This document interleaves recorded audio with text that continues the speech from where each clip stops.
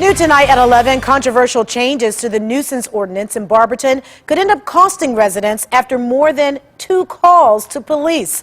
News 5's Megan Hickey is looking into the law and spoke with some critics of the change who worry the new law could hurt legitimate victims.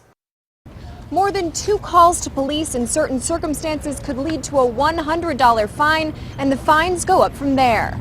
911, what's your emergency? The definition of nuisance calls in Barberton is expanding. Now it includes unruly children and unspecified acts of violence. And after 3 calls, How old are they? Ma'am, how old are they? residents could be fined. It passed this week 7-1, but not everyone's thrilled. That is so broad that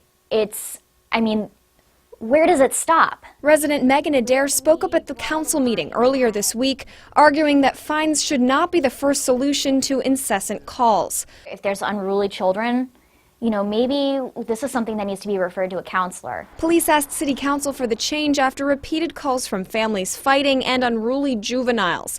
The lone dissenter, Ward 1's Shannon Conrad Wokajants. I want people to be treated fairly, equally. Wokajants worries that the fines could deter legitimate victims from calling for help because they fear being fined. When we start potentially telling people that them, as the property owner or landlords, can be fined because of these calls, we are targeting victims of crime, and I'm not okay with that. She did hours of research on the topic and convinced the council to amend the ordinance to exclude victims of domestic violence. But she still feels it's an overreach.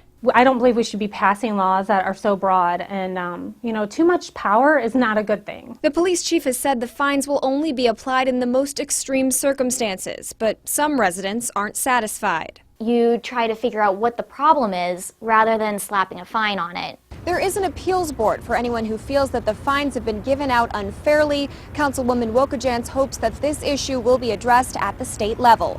In Barberton, Megan Hickey, News 5.